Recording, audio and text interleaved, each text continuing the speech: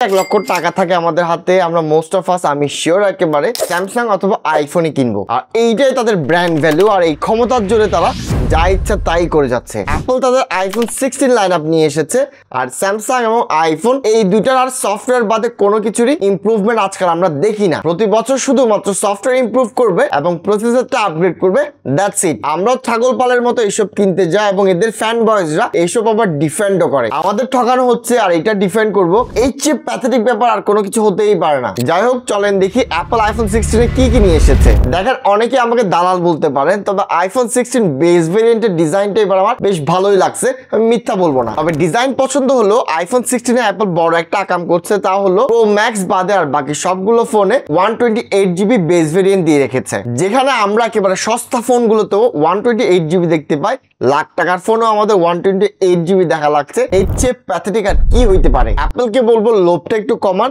আপনার অন্ধভক্তদের একটু দেখেন, এদের সাথে ইনজাস্টিসটা একটু বেশি হয়ে যাচ্ছে। ডিজাইন নিয়ে কথা বলার মতো মুখ অ্যাপলেরও ছিল না, সো আমরাও বলবো না, সবকিছুই সেম, কোনো চেঞ্জেসই আসে নাই। শুধুমাত্র নন প্রো মডেলে ক্যামেরাটা ভার্টিক্যাল করা হয়েছে এবং অ্যাকশন বাটন অ্যাড হয়েছে, দ্যাটস ইট। আর এইসব অ্যাকশন বাটন, ক্যাপচার বাটন আসলে 2 দিন না জিনিস, আপনার 2 দিন খুব ভালো লাগবে, খুব এনজয় করবেন, কিন্তু প্র্যাকটিক্যাল লাইফে কিছুদিন পরে এইসব কোনো ভ্যালু অ্যাড করে না। আইফোন 15 প্রো ম্যাক্স ইউজাররা এই অ্যাকশন বাটন শুধুমাত্র মিউট সুইচ হিসেবে ইউজ করতো, সো আশাই করা যায় যে আইফোন 16 বেস ভেরিয়েন্টে যখন অ্যাকশন বাটনটা আসতে যাচ্ছে সবাই এইটাই করতে যাবে, জাস্ট 2-3 দিন একটু এনজয় করবে, দ্যাটস ইট। তবে ভালো ব্যাপার হয়েছে অ্যাপল এবার নন প্রো মডেলের সাথে এবার ইনজাস্টিস করা নাই, ক্যাপচার বাটন 16 এর প্রত্যেকটা ফোনে দিয়েছে তারা। আর এই ক্যাপচার বাটনটা কি এবং এই ক্যাপচার বাটনে কি কি ফিচার অ্যাড হয়েছে চলেন দেখি। 1 ক্লিকে ক্যামেরা ওপেন হবে, 2 ক্লিকে ছবি তুলবে এবং আপনি যদি হোল্ড করে রাখেন তাহলে ভিডিও শুরু হবে। এবং খুবই নরমাল ব্যাপার, অ্যাপল এখানে হ্যাপটিক টাচও অ্যাড করবে। শুধুমাত্র এটাই না, হালকা চাপ আপনাকে প্রিভিউ দেখাবে।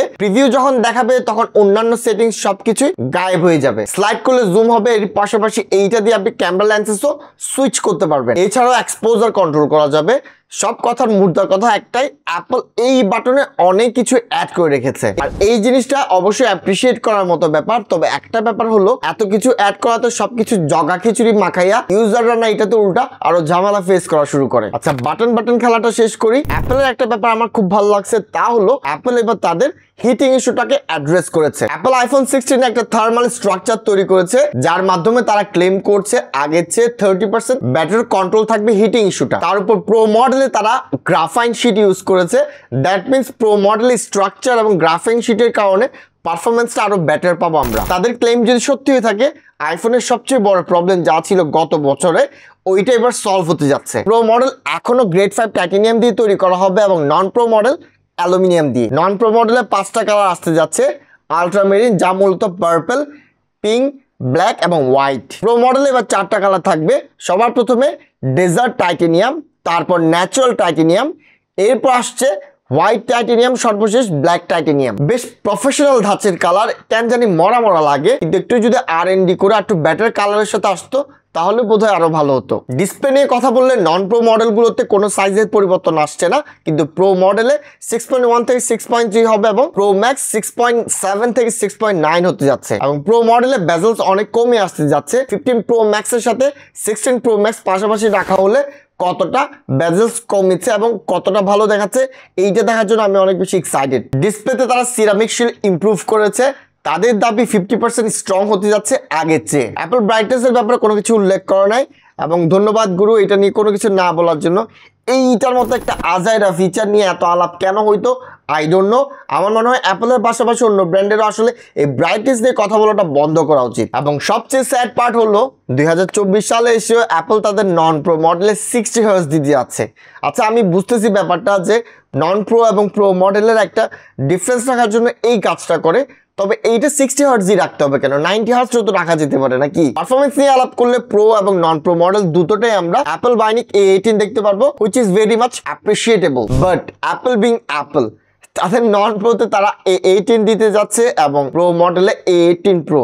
বেসিক্যালি হলো যে লাও হেই কদু, পুরান মডেল অ্যাড না করলেও পুরান মডেলের চিপসেট নতুন নামে আসতে যাচ্ছে। ক্যামেরা নিয়ে কথা বলি, ক্যামেরাতে এবার সবচেয়ে বড় ফিচার যেটা অ্যাড হয়েছে তা হলো ক্যাপচার বাটন, জানি একটু আগে আলাপ করলাম। তবে হার্ডওয়্যারে কি পরিমাণ চেঞ্জ হয়েছে, লেটস টক অ্যাবাউট দ্যাট। প্রথমে আইফোন 16 এবং আইফোন 15 এর ক্যামেরা হার্ডওয়্যার একেবারে D2 100% কোনো চেঞ্জেস নাই। শুধুমাত্র একটা পার্থক্য আছে, তা হলো এবার আলট্রা ওয়াইডের অ্যাপারচার f2.4 থেকে f2.22 করা হয়েছে।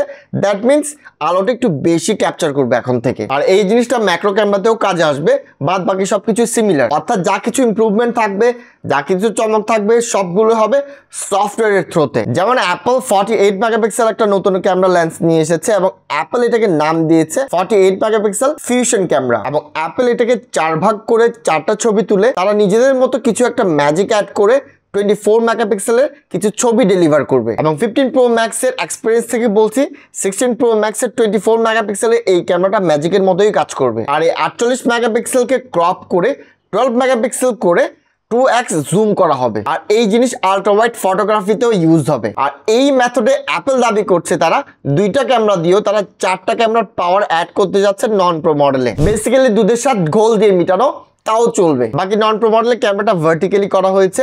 That means special video recording এখন থেকে করা যাবে। এবং ভিডিওর ক্ষেত্রে আরেকটা জিনিস ইমপ্রুভ করেছে, তা হলো নয়েজ রিমুভিং ফিচার। যার ছোট ভাই নন প্রো মডেল এখানে শেষ, এবার প্রো মডেল নিয়ে আলাপ করা যায়। প্রো মডেলের ক্ষেত্রে সবকিছু 100% সিমিলার, শুধুমাত্র আলট্রা ওয়াইড 48 মেগাপিক্সেল অ্যাড করা হয়েছে। এবং আইফোন 15 প্রো ম্যাক্সের 5x ক্যামেরা লেন্সটা এবার আমরা আইফোন 16 প্রোতেও দেখতে পাবো। শাটার বাটন দিয়ে এখন থেকে ক্যামেরা লেন্সও চেঞ্জ করা যাবে। এবং এই বছরের শেষের দিকে শাটার এবং ফোকাসের জন্য এইটাকে আপগ্রেড করা হবে। এরপর নতুন ফটোগ্রাফি স্টাইল নিয়ে এসেছে, যা আপনি ছবি তোলার পরে অ্যাপ্লাই করতে পারবেন, আবার ছবি ক্যাপচার করার সময় আপনি অ্যাপ্লাই করতে পারবেন। তবে সবচেয়ে বড় আপগ্রেডটা এবার এসেছে ভিডিওর ক্ষেত্রে। ভিডিওতে এখন থেকে 4K 120 FPS ভিডিও রেকর্ড করা যাবে। আর এই জিনিস শুধুমাত্র নর্মাল না, আপনি প্রোরেস এবং লগ দুটোতেই করতে পারবেন। শুধুমাত্র রেকর্ড করা নয়, আপনি প্লেব্যাকটাও অ্যাডজাস্ট করতে পারবেন নিজের মতো করে। 60 FPS, 30 FPS, এমনকি 20 FPSও আপনি এইটা অ্যাডজাস্ট করতে পারবেন। আর অ্যাপলকে যারা বোঝার চেষ্টা করে বা অ্যাপলকে বুঝতে পারে, তারা বেসিক্যালি একটা জিনিস 100% ধরতে পারবে, তা হলো অ্যাপল পার্টিকুলারলি 2টা জিনিসে ফোকাস রাখবে। এক হলো পারফরমেন্স, আরেকটা হলো ভিডিওগ্রাফি।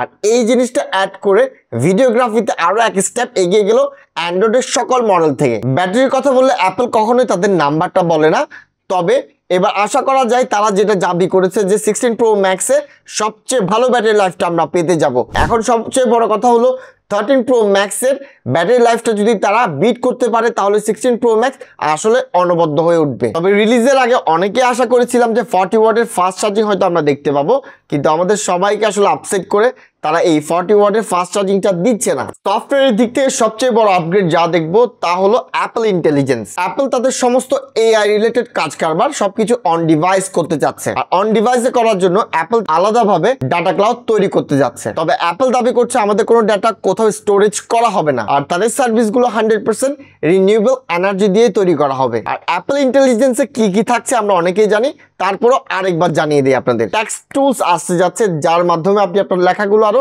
সাজিয়ে গুছিয়ে লিখতে পারবেন। টাইপ করার সময় আপনি আপনার ইচ্ছা মতো করে ইমোজি তৈরি করতে পারবেন। কোনো ছবি সার্চ করতে চাইলে জাস্ট ডিটেলস যদি আপনি এখানে দিয়ে দেন, তারাই আপনাকে ছবি খুঁজে বের করে দিবে। এবং সিরিও আপগ্রেড হতে যাচ্ছে, এবং এই বছরের শেষের দিকে আমরা সিরির আপগ্রেডটা পাবো, তবে বাংলা ভাষা থাকবে না। অ্যাপল ইন্টেলিজেন্সের পাশাপাশি অ্যাপল ভিজুয়াল ইন্টেলিজেন্সও আমরা দেখতে পাবো, যা অ্যান্ড্রয়েডের সার্কেল টু সার্চ ফিচারের মতো। এটা আপনাকে ক্যামেরা কন্ট্রোল ধরে রাখতে হবে এবং আপনি জিজ্ঞেস করতে পারেন এটা কোন ফুল, কোন কুকুর, কোন রেস্তোরাঁ, এইসব সিরিকে জিজ্ঞেস করলে সিরি আপনাকে জানিয়ে দিবে। আর এই ফিচারগুলো নতুন আপগ্রেডের সাথে আমরা পেয়ে যাব, তবে এখনই আমরা দেখছি না। বাকি তো iOS এর নতুন সিস্টেমগুলো আছেই, যেমন নতুন কাস্টমাইজেশন এবং ইমার্জেন্সি SOS ডায়ালিং, যা আমাদের দেশে কোনো কাজে আসে না। এবং আরেকটা বড় আপগ্রেড প্রো মডেলে আমরা দেখবো, তা হলো স্টুডিও লেভেলের 4টা মাইক্রোফোন অ্যাড করতে যাচ্ছে অ্যাপল। আর এই পার্টিকুলার এই মাইক্রোফোনগুলো আসলে আপনার অডিওর ক্ষেত্রে অনেক বেশি ইমপ্রুভমেন্ট নিয়ে আসবে। তবে এখনই কিছু বলে লাভ নাই, দেখা যাক, রিলিজ হোক, চেক করে দেখা যাবে। তবে সবার শেষে একটা কথা বলি, অ্যাপল এবার একটা অনেক সূক্ষ্ম বাটপারি করছে, তা হলো তাদের কোনো কিছুতেই আমরা এখনই পাচ্ছি না, তাদের কোনো কিছু আমরা এখনই পাবো না, সব পাবো লেটার দিস ইয়ার, মানে কিছুদিন পরে পাবো। তো এখনই আমরা আসলে বলতে পারছি না কোন জিনিসটা আসলে কতটুকু ভালো।